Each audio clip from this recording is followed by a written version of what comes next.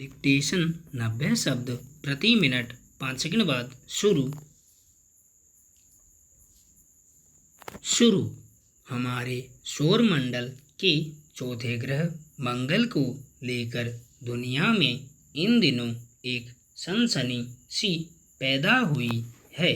जुलाई के दूसरे पखवाड़े में अमेरिका और चीन के अलावा संयुक्त अरब अमीरात ने भी मंगल की ओर यान रवाना करके अंतरिक्ष की दौड़ में अपने को दर्ज करवा लिया है। हालांकि इन तीनों मंगल अभियानों के करीब करीब एक साथ पृथ्वी से रवाना किए जाने का कारण खगोलीय है। सूर्य की परिक्रमा करते वक्त मंगल और पृथ्वी के बीच की दूरी कभी 9.5 करोड़ किलोमीटर हो जाती है तो कभी यह घटकर 5.5 करोड़ किलोमीटर रह जाती है। हाल में जब ये दोनों ग्रह करीब थे तो अंतरिक्ष विज्ञानियों को मंगल यानों के प्रक्षेपण का अनुकूल समय मिल गया और कोरोना काल में भी उन्होंने अपने मिशन मंगल रवाना करने में देरी नहीं की। पर सवाल है कि आखिर दुनिया में मंगल को लेकर इतनी दिलचस्पी क्यों जगी है कि एक साथ कई देश इस ग्रह पर अपना यान पहुंचाने की होड़ में हैं।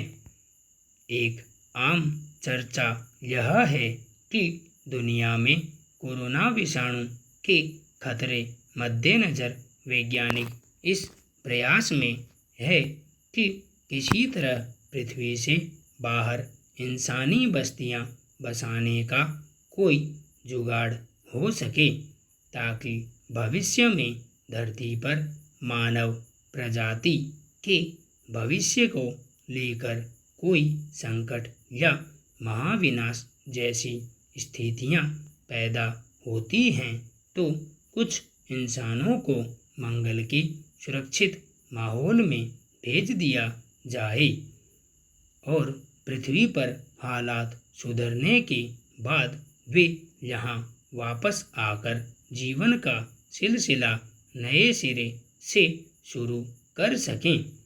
हालांकि इस तरह की कल्पना पहले से की जाती रही है। स्टीफन हॉकिंग जैसे विज्ञानियों ने पृथ्वी से बाहर जीवन पनपाने की योजनाओं को आगे बढ़ाने की बात कहकर ऐसी कल्पनाओं को जन्म दिया। लेकिन मंगल को लेकर अभी तक हमारी जो समझ बनी है उसमें वहाँ मानव रिहाइश का कोई प्रबंध हो पाना दूर की कौड़ी लगता है। मौजूदा यानों की जो गति है उनसे यदि किसी इंसान को वहाँ भेजा जाएगा तो एक तरफ के रास्ते में ही मोटे तौर पर 7 महीने लग जाएंगे।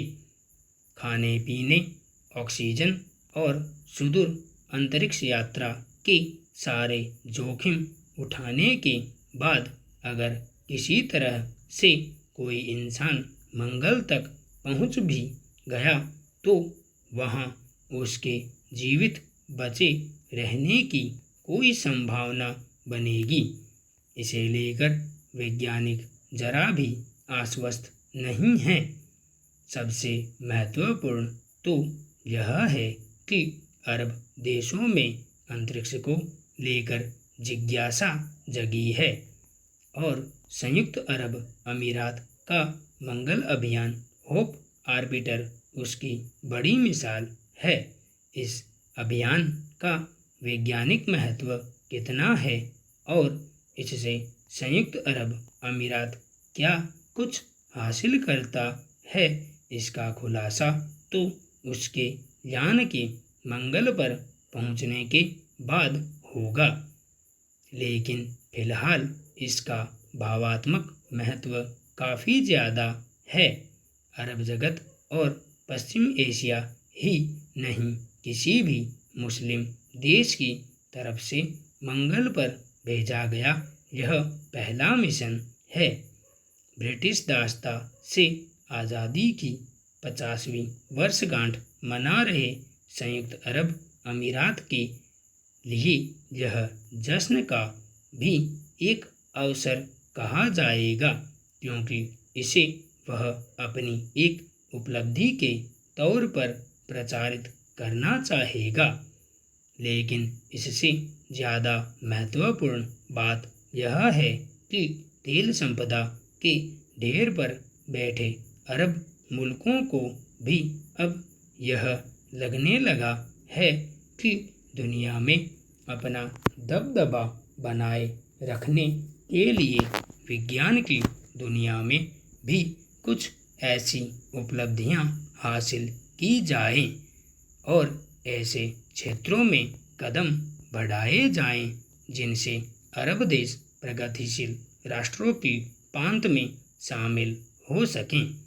अरब देशों में यह समझ बनने लगी है कि एक दिन जब तेल जैसे संसाधन चुकने लगेंगे और दुनिया हरित व स्वच्छ ऊर्जा के स्रोतों पर निर्भर हो जाएगी, तो तेल की संपदा पर टिके समृद्धि के उनके महलों को ठहरते वक्त नहीं लगेगा।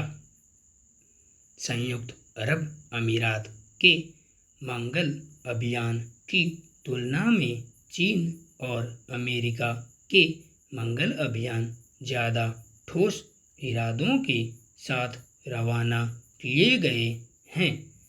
अमेरिकी स्पेस एजेंसी नासा के तो 2 लैंड रोवर स्पिरिट और अपॉर्चुनिटी पहले से ही मंगल की सतह पर मौजूद हैं, लेकिन नासा ने अब जो नया यान परसिवरेंस रवाना किया है उसके पीछे बड़ी योजना है। इस मिशन के यान में नासा ने 1.25 किलोग्राम वजनी एक हेलीकॉप्टर भी भेजा है।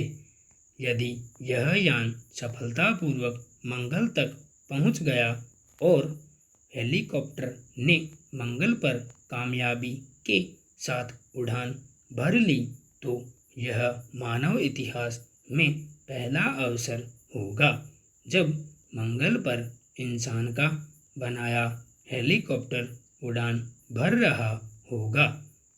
नासा ने अभी तक अपने रोवर्स स्पिरिट और अपॉर्चुनिटी से जितनी जानकारी बटोरी है उनका संबंध एक सीमित ज़मीनी दायरे से था, लेकिन यह हेलीकॉप्टर अगर वहां उड़ान भरता है तो मंगल के असीमित इलाके की छानबीन इससे हो सकेगी। यही नहीं, नासा ने रोवर परसिवरेंस को 2026 में अगले मार्स मिशन के साथ लौटाने की योजना भी बनाई है। अगर सब कुछ योजना के मुताबिक चला तो कह सकते हैं कि मंगल पर इंसान की जाने और उसकी सुरक्षित वापसी की संभावनाओं को इस मिशन के जरिए टटोल लिया जाएगा।